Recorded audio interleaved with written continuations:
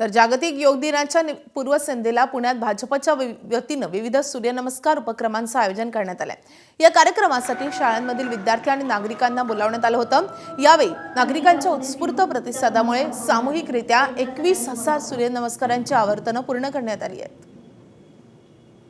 8, 9, 10, 11, 12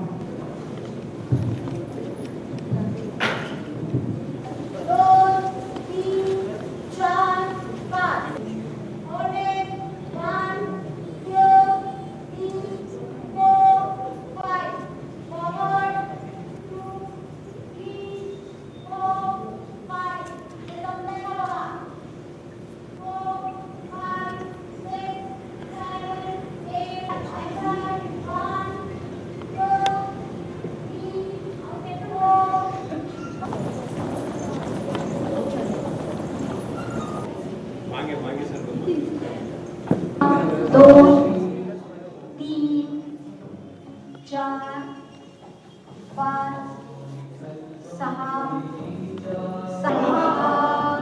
2, 3, 4, 5